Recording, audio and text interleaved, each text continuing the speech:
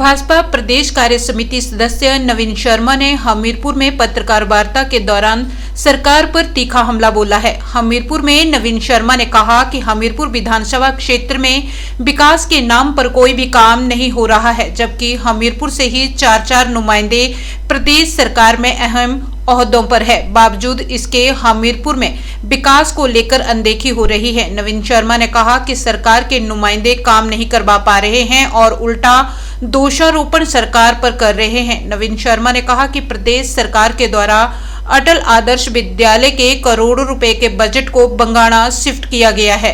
नवीन शर्मा ने कहा कि हमीरपुर के विधायक के साथ साथ कैबिनेट रैंक के सलाहकार, केसीसी चेयरमैन और चुनाव के प्रत्याशी भी रहे हैं, लेकिन फिर भी हमीरपुर विधानसभा के लिए चारों का क्या योगदान रहा है, ये अपने आप में सवाल बन गया है। उन्होंने कहा कि एक साल में इन चारों नेताओं का हमीरपुर विधानसभा के लिए क्या काम किया है, अब जनता ही पूछ रही है। नवीन शर्मा ने कहा कि प्रदेश सरकार के द्वारा अटल आदर्श विद्यालय के करोड़ों रुपए के बजट को बंगाणा शिफ्ट किया गया है और अगर जल्द ब्राहडली में खुलने वाले अटल आदर्श विद्यालय के बजट को बहाल नहीं किया गया तो भाजपा लोगों के साथ मिलकर आंदोलन करेगी। उन्होंने आरोप लगाया है कि अटल आदर्श विद्यालय योजना को नाम बदलकर Rajiv Gandhi day boarding school रखा गया। उन्होंने कहा कि ब्राहडली में स्कूल के लिए 5 करोड़ रुपए स्वीकृत हुए हैं, लेकिन इसे अब शिफ्ट कर दिया है और एक साल से स्कूल का काम तभी शुरू नहीं हो सका। नवीन शर्मा ने कहा कि एक साल में प्रदेश कांग्रेस सरकार ने कई योजनाएं बंद की हैं और भाजपा के समय में कई कॉलेजों को बंद किया तो कई विभागों पर ताले लगाए हैं। उन्होंने कहा कि चयन आयोग आज दिन तक बंद है और घोषणा होने के बाद भी आयोग के खुलने की उम्मीद नजर नहीं आ रही है। मैं तो ये कहना चाहूंगा कि यहां से इस विधानसभा से अगर हम बात करें, बाकी जगह से तो एक एक विधायक जीता है, यहां से अगर आप देखेंगे तो यहां से तो भारी भरकम नेतृत्व है कांग्रेस सरकार में। यहां से कैबिनेट रैंक में जो है वो राजनीतिक सलाहकार हैं,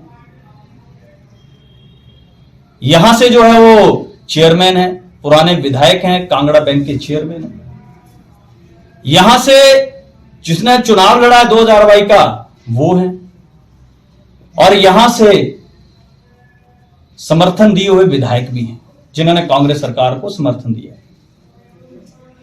यानी आप देखेंगे कि चार लोग जो है वो कांग्रेस सरकार में जो है वो प्रतिनिधित्व कर रहे हैं, लेकिन है क्या कोई उसका, अगर आप नेक्सल में रिजल्ट देखेंगे तो इस विधानसभा के अंदर उन लोगों का क्या कंट्रीब्यूशन है, एक साल के अंदर उन्होंने क्या किया, अगर आप पूछेंगे तो जीरो है।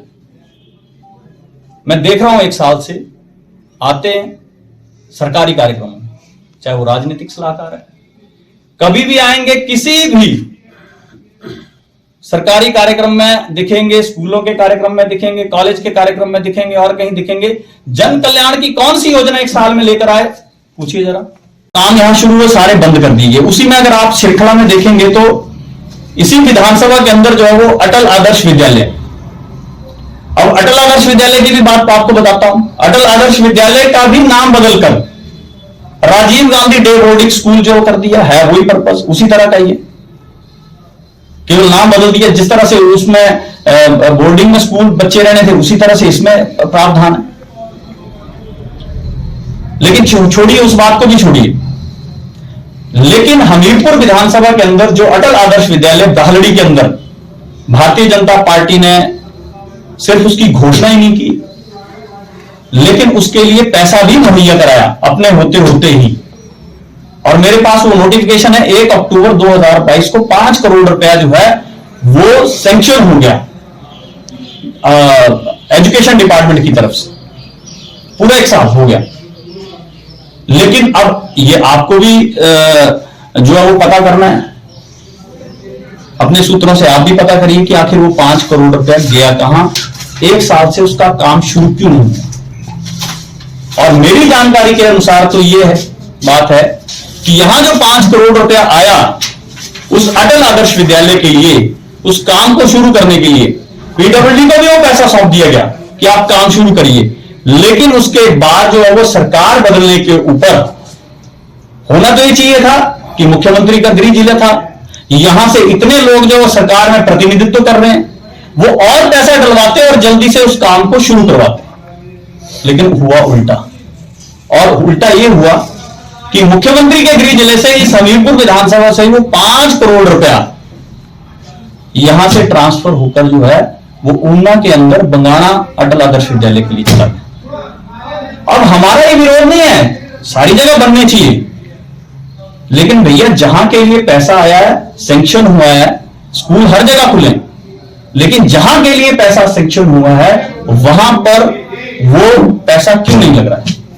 या तो वहां जमीन की कमी हो, वहां सारा इंस्पेक्शन हो चुके थे, सारी जमीन पर्याप्त है, इसीलिए डिपार्टमेंट ने 5 करोड़ रुपए उसके लिए सैंक्शन दिया, लेकिन फिर भी वो पैसा जो है वो यहां से ट्रांसफर कर दिया गया। तो मुझे लगता है कि ये चारों लोग बताएं कि आप लोग फिर क्या कर रहे हैं सरकार के अंदर, मेरा यह आरोप है।